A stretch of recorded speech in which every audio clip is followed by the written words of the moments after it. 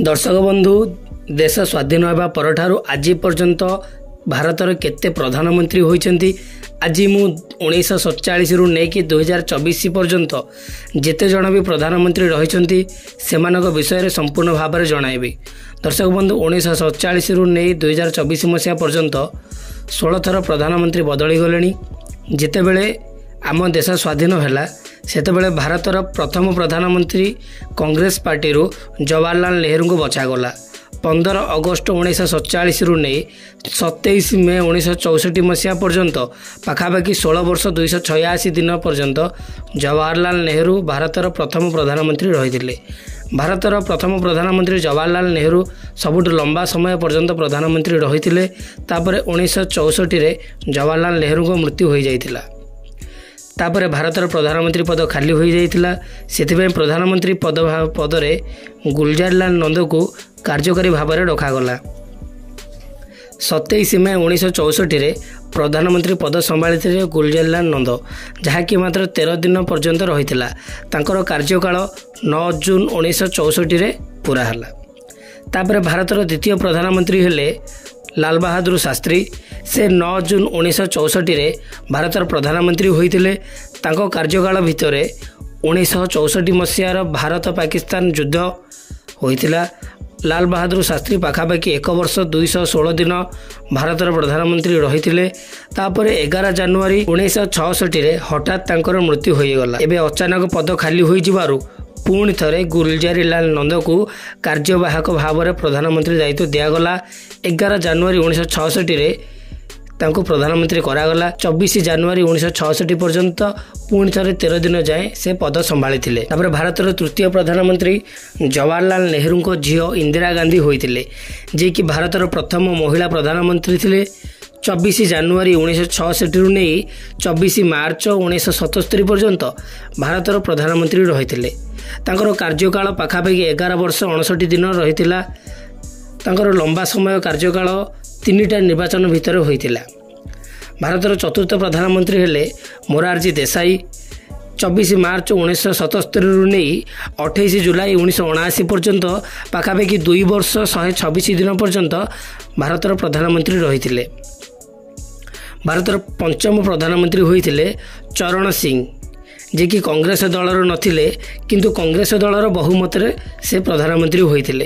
तांकर कार्यकाल 28 जुलाई 1979 रु नै 14 जनवरी 1980 पर्यंत थिला।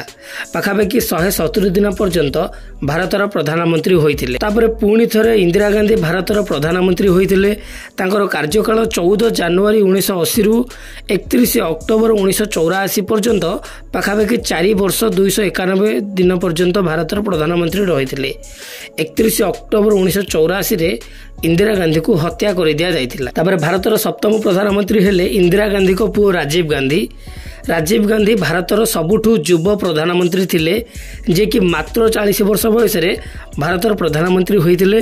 तांकर कार्यकाल 31 अक्टोबर 1984 रु नै 2 सेप्टेम्बर 1989 पर्यंत पाखापाखि 5 वर्ष 32 दिन पर्यंत से भारतर प्रधानमंत्री होइतिले। भारतर अष्टम प्रधानमंत्री हेले विश्वनाथ प्रताप सिंह। तांकर कार्यकाल 2 सेप्टेम्बर 1989 रु 10 नवेम्बर 1990 पर्यंत पाखापाखि 343 दिन पर्यंत भारतर प्रधानमंत्री भाव में से कार्य करथिले। यापर भारतर नवम प्रधानमंत्री होइतिले चंद्रशेखर। तांकर कार्यकाल 10 नवेम्बर 1990 रु 21 जून 1991 पर्यंत पाखापाखि 223 दिन पर्यंत भारतर प्रधानमंत्री रही। भारतर दशम प्रधानमंत्री भाव में वीपी नरसिंह राव निर्वाचित होइतिले। तांकर कार्यकाल 21 जून 1991 रु 16 मे 1996 पर्यंत पाखापाखि 4 वर्ष 330 दिन पर्यंत प्रधानमंत्री रही। यापर भारतर राजनीति रे बहुत किछि प्रोब्लेम देखागला, जहाँकि आगामी 3 वर्ष रे 4 थर प्रधानमंत्री बदलिले। भारतर 11तम प्रधानमंत्री भाव में अटल बिहारी वाजपेयी होइतिले।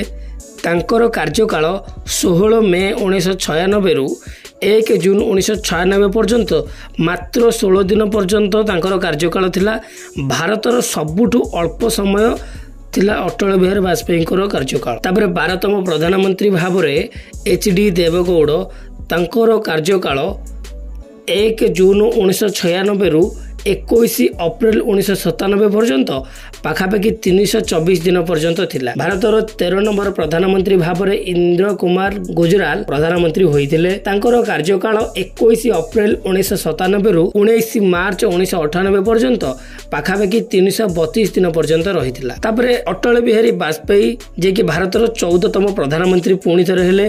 तांकर कार्यकाल 19 मार्च 1998 रु 22 मे 2004 पर्यंत पाखापाखि 6 वर्ष 64 दिन पर्यंत रही। भारतर 15 नंबर प्रधानमंत्री होइथिले डॉक्टर मनमोहन सिंह।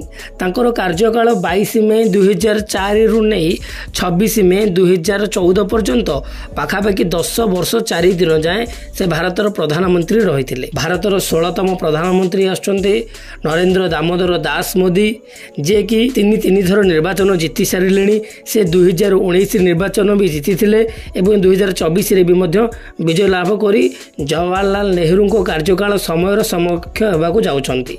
नरेंद्र मोदी 26 मई 2014 रु वर्तमान पर्यंत भारतर प्रधानमंत्री भाव में कार्य करी आसुचंती। से पाखापाखि 10 वर्ष ऊर्ध्व समय धरी भारतर प्रधानमंत्री रही आसीचंती।